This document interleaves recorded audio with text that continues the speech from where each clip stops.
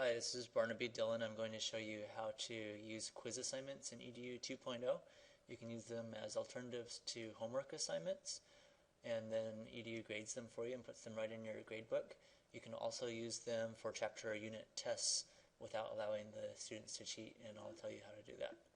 So you click on assignments and you add a new assignment, and then you click on quiz.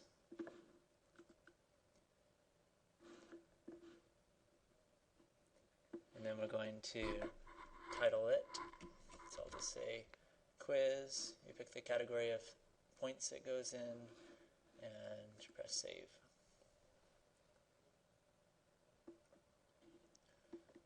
So now that you have the quiz, you need to either add questions or use a question bank. I would highly recommend you use a question bank because then you can put more than a certain number of questions and have it choose only those 5, or if you make like 20 questions, you can have it only choose 5 of them, so that students will get a slightly different quiz from each other, and that just helps with independent thinking and not just copying each other. So I'm going to say use a question bank and add a new question bank. So I'll title this the same as before. It always wants you to have a description, so I just use my last name. And then so you can find it quickly, it is helpful to put the subject. So I'll put chemistry. I leave it on personal usually, unless I want to share it with someone, because if you share it with someone else, then they can change it, and then your quiz winds up changing. So that's kind of a bug right now. That's in the works to get fixed, hopefully. So then your question bank is right here. It says questions are selected from, and then the name of the question bank. So I'm going to go ahead and open that one and add questions. So there's lots of kinds of questions. If you have paper versions of a test that you're converting to electronic to save yourself some grading time, then just choose the one that matches the type you have, like multiple choice. People have lots of those, where one answer is correct, 2 or false, and matching. So multiple choice is obvious. Let me tell you about 2 other ones I use most frequently. Fill in the blanks is great for shorter answers. I actually use it for naming chemicals and writing the formulas of chemicals. You can use it for anything as long as it's not a super open-ended question. You have to type in all the possible correct answers, so if there's 50 different things the students might say, it's probably not worth it. But if there's just 5 things the students might say, then it's worth it. And then free form is for more open-ended things where the computer won't grade it for you, and you look at each answer and give it a point value. So now I'll show you some examples of questions I've made. So this is a question bank that I've made. There's multiple choice questions. I'll show you an example of that. So it says name N2.0, and the correct answer is dinitrogen tetraoxide. And I'll show you, you can set it so it mixes up the answer choices when the students see it.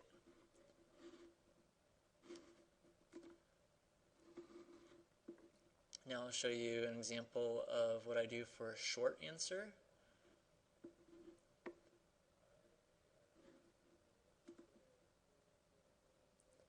So for example, name FeNO3, and then it has 3 blanks, blank, blank, blank. And then you type, the students don't see the correct answers in the blank. In fact, I'll show you, when you're typing it, you do it like this. You say the question, and then you say blank for each place that you want it to put a little bit line. And then these are, down here, are the answers. So I want the students to say iron, parentheses, 3, in Roman numerals, and then nitrate. And I actually don't want them to say anything else, so those are the only answers.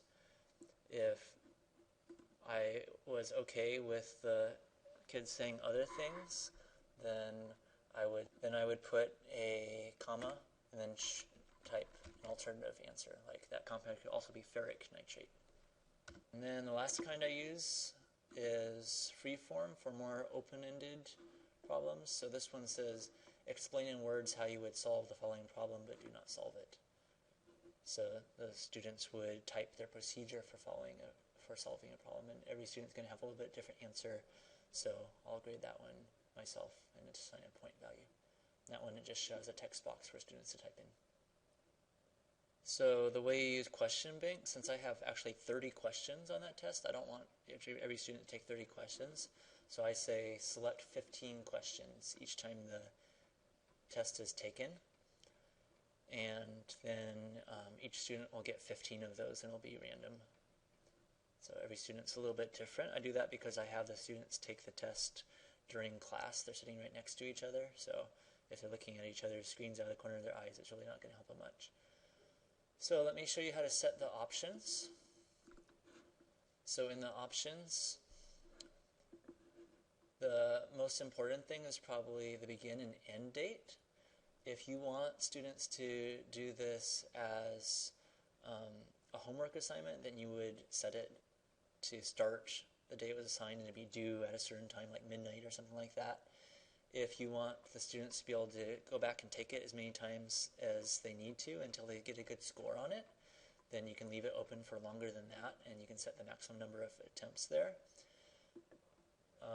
The thing that might not be obvious is how to use it for an in-class test. So if you want to take the students to a computer lab or something. So I gave this test today. So I set it to start at Friday, November 16th at the start of the period and to end at the end of the period. And I say maximum attempts 1. It is also helpful if you want to prevent cheating to select yes for timed and to set a time limit on it. That'll push most students a little bit. And then here's where you select randomize the question order. And it's also helpful if you want the students to have a chance to take the test again, is you say don't show them the question and the results. Just show them what they said and their score.